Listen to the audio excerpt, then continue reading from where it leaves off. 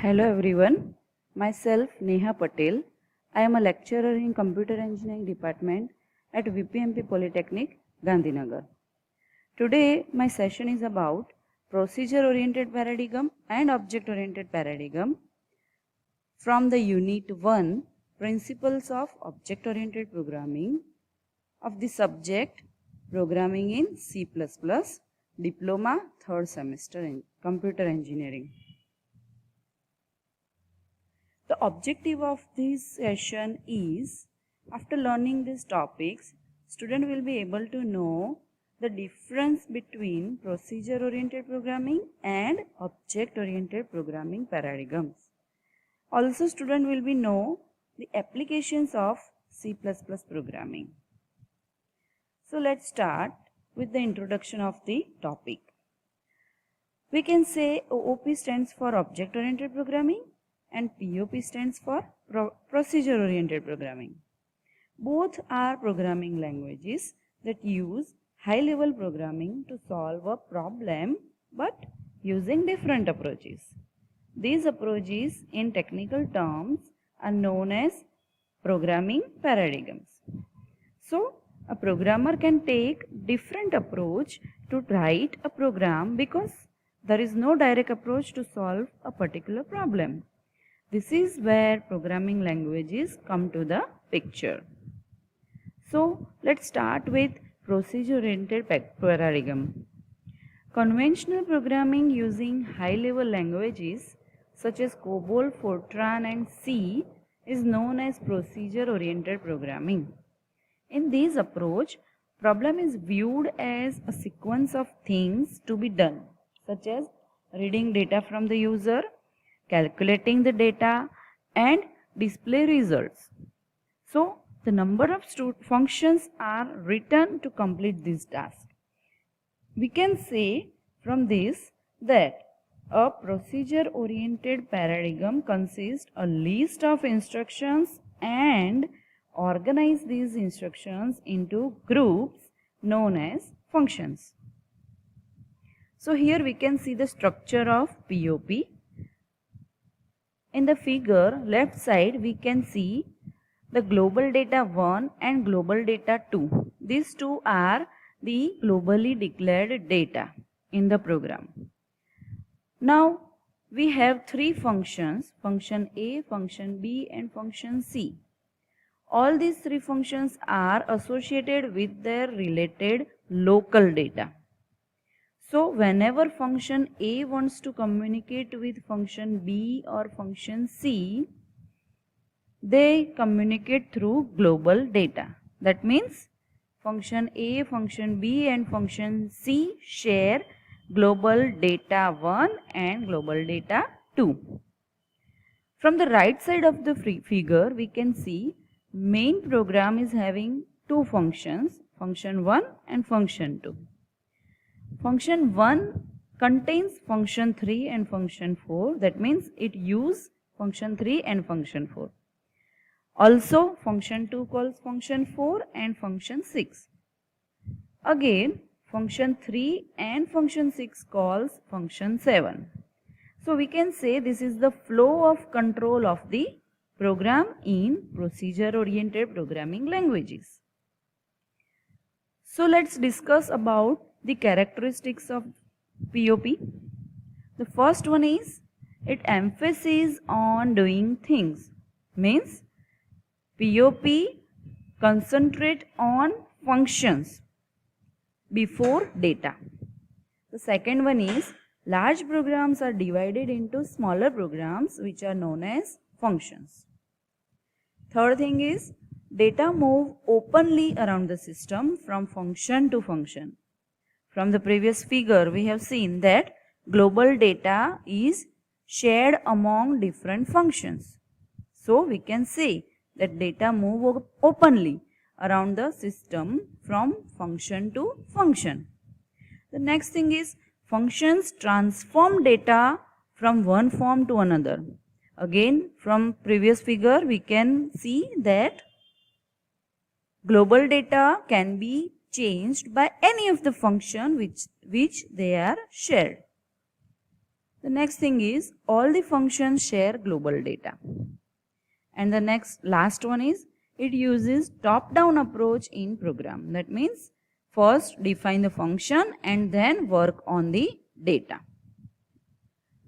So we can say the disadvantages of POP are to develop a large program, it is very difficult to identify what data is used by which function. And one more disadvantage, that it does not model real world problems very well. That means if we are going to develop a large system and we are going to make so many functions in a single system, then to manage data movement among these functions is very difficult.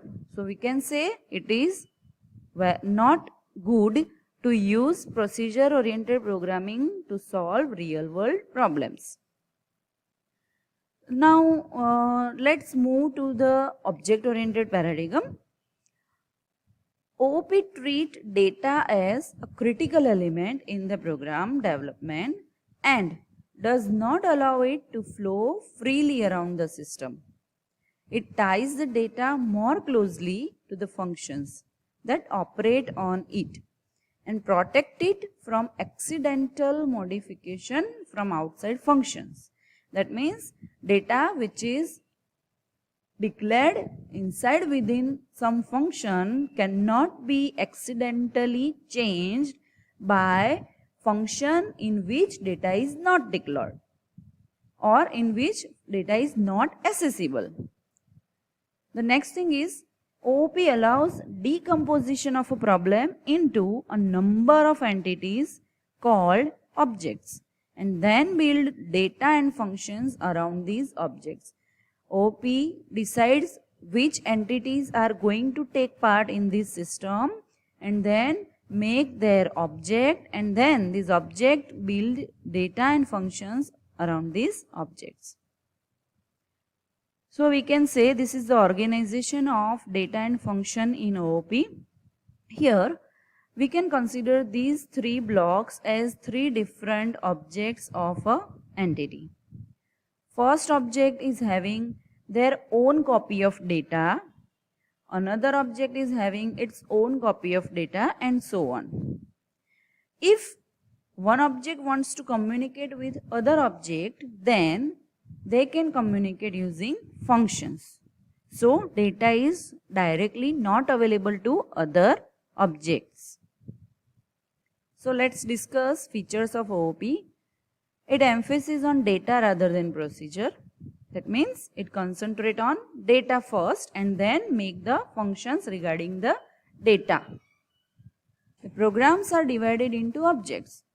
In procedure oriented programming, programs are divided into functions, but here programs are divided into objects. Data structures are designed such that they characterize the objects. Functions that operate on the data of an object are tightly tied together in the data structure. So the data becomes secure. One more thing, that is data is hidden and cannot be accessed by external function. So it provides data security by data hiding. One more characteristic, that is objects may communicate with each other through functions, as we have discussed in previous figure. All the three objects are communicating with each other using their own functions. And the last one, new data and functions can be easily added whenever necessary. As we are making a data structure which include data and functions together, so it is easy to add new data and new functions in the data structure. Also, one more important feature of OOP is it is a bottom-up approach. Bottom-up means it first concentrates on data and then it makes the function to operate on that data. That's why it is known as bottom-up approach of programming. So let's see the comparison between POP and OOP. In this block diagram, left side panel shows the flow of program in procedural languages, and the right side shows flow of program in the object-oriented languages. See, in procedural languages, procedure 1 operates on some parameters, and those parameters are passed on to procedure 2.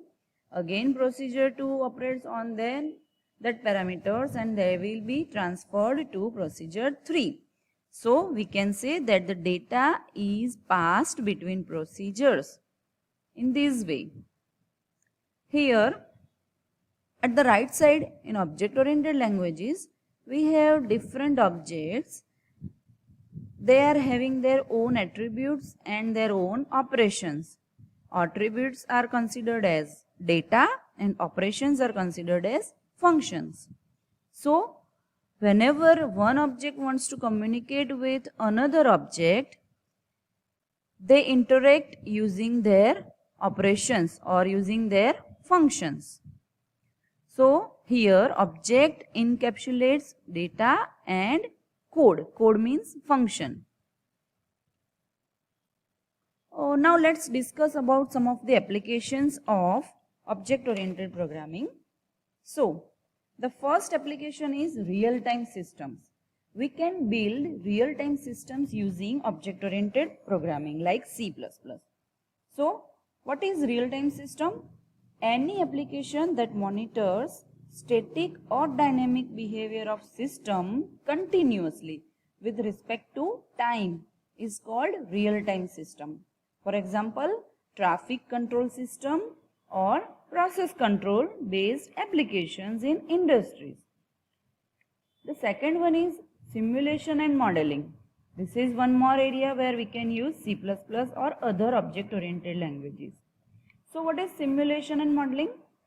Simulation and modeling is the use of physical or logical representation of a given system to generate data and help determine decisions or make predictions about that system. Then the next one is object-oriented databases. The way we create object-oriented programming, same way we can have object-oriented databases. In the area of databases, we can use object-oriented paradigm. Then the next one is artificial intelligence and expert systems. What is artificial intelligence? It is an expert system in a computer that emulate the decision-making ability of a human expert. Expert systems are designed to solve complex problems by reasoning through bodies of knowledge represented mainly as the rules rather than through conventional procedural codes. We can say in this we have rule-based programming. Then the next one is neural networks and parallel programming. What is neural network? It is a collection of interconnected neurons that compute and generate impulses. Components of a neural network include neurons, synapses, and activation functions. Neural networks modeled by mathematical or computer models are referred to as artificial neural networks. And what is parallel programming? Parallel programming is to use different systems to run a large program parallelly. Then the next application area is CIM, CAM or CAD systems. So CAD or CAM systems are called computer-aided design or computer integrated manufacturing systems.